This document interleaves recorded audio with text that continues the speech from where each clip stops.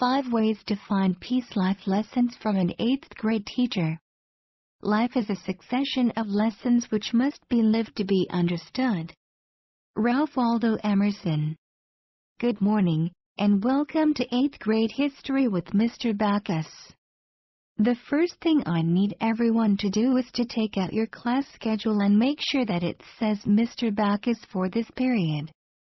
Is there anyone who doesn't have my name on their schedule? No? We sure?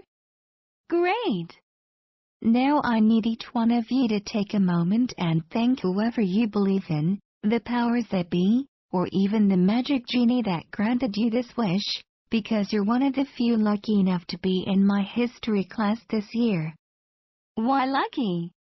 Because there is going to be a day when you don't feel like getting out of the bed, but you will remember that you have Mr. Backus today and you will be up before the alarm goes off.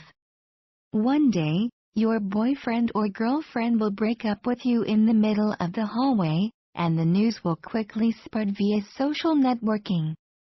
But when your friend asks you if you're okay, you'll simply smile and say, "I have Mr. Backus today. I couldn't make this up if I tried." A student fell in gym class and broke his leg one year. It was an awful injury, and he was seriously hurt but refused to go to the hospital. He said it wasn't that bad. He had Mr. Backus next period. This has become my first day of school opening monologue as an 8th grade teacher. It's a nice way to break the ice. I say these words with a sense of confidence. A sense of purpose and joy comes over me the second I begin this inaugural address to my students. And it lasts throughout the school year. My class has often felt like a beautiful symphony and I was the highly acclaimed maestro, but in the midst of my father falling back into addiction and my ex-girlfriend moving across the country with her new fiancé, it seemed as if I couldn't play chopsticks in my personal life. My father has always struggled with addiction, but this was the first time I had to face it as an adult.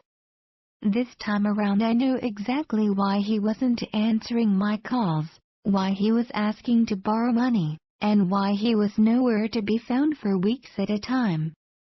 Likewise, it wasn't the first time my ex and I had called it quits either. But somehow the news of her impending move across the country with her new boyfriend 2 months after our most recent breakup had a sense of finality to it. The curtain was officially closed once I got word of their engagement. So I began going to counseling in hopes of finding my way, and one day my counselor asked me if I could live like I teach. Could I take some of the things that allow me to be at peace while teaching and apply them to my life? This is what I came up with. 1. Be yourself. As a new teacher, you're told not to crack a smile and to be extremely strict at the beginning of the school year. This will help you set the tone for the school year and show your students who is the boss. The problem is that I smile all the time. So as I try to fight my smile with the students, they often fought against me.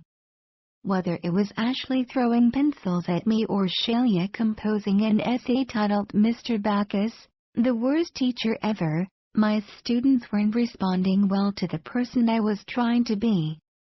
Once I finally gave up that lousy advice and started smiling, joking, and being myself from the beginning, my relationships with my students began to improve. It was a light bulb moment. Improving my relationship with my students made me realize that I have to be my genuine self in real life too. I can't be who I think I'm supposed to be, I have to just be me. 2. Don't hold too tightly to plans. The projector isn't working. The video won't load. The copier is down. Fire! These things can happen at any given moment, and the best laid lesson plans need to be adjusted. I plan every week but know that it's just a blueprint of how I would like things to go. Once you arrive to school and realize the Wi-Fi isn't working, You have two choices. You could continue forward with your lesson hoping the Wi-Fi genie magically shows up and the website you were going to use will somehow work, or you can change your plans. Learning to be fluid with my plans allows my classroom to flow with a certain ease. If I want that same ease in my personal life, then I have to understand that the universe has a way of turning our plans upside down too. I need to be able to adapt and adjust just like I do when little Johnny throws up in the middle of the classroom during third period. 3. Don't get stuck on the negative. I planned what I believed would be an awesome lesson incorporating an Az-rap song into our coverage of ancient African empires. As I could barely contain my excitement, one of my students couldn't seem to care less. He made unrelated comments, disturbed others, and left me feeling like the lesson was a complete failure.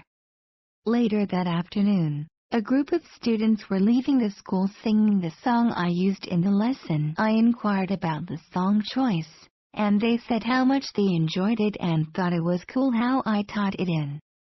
Here I was basing my perspective on one person while ignoring the reactions of the other 30 students in my classroom.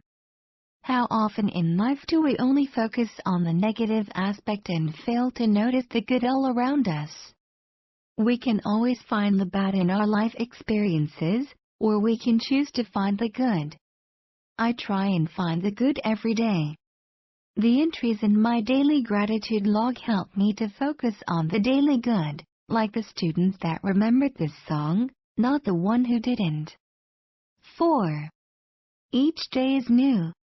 My first 2 years of teaching inundated my life with stories about something one of my students did, said, etc. I couldn't wait to run and tell family and friends about my adventures as a teacher. As time passed, those stories became less and less unique, and I found myself looking at the days and the students as the same old blur. I had seen it all. The students, lessons, and days were starting to become a haze of gray. My friends and family would ask for new stories, and I had nothing. It's going to become my simple response to the question, how is teaching? The reality is that each year I get different students, who will do different things, during each day of the year, every period of the day. I have to be aware of how much beauty and joy lies in that variety and appreciate the newness of it all, or else I will become like so many teachers who have lost their excitement for what they do. I try my best to see the newness of each student and each class every day because I don't want to lose my passion for teaching. I also don't want to lose my passion for life. I'm now starting to see that I have to find the newness of each moment in each day so that its going doesn't become my answer to how's life. 5. It's okay to laugh.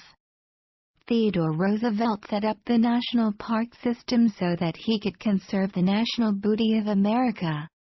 Yeah, you read that right. I said national beauty instead of national beauty. The kids laughed hysterically and I cracked up laughing too. The truth is, school is funny.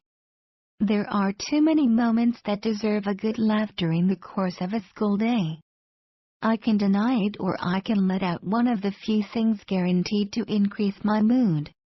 I have chosen to increase my health and vitality by laughing in school.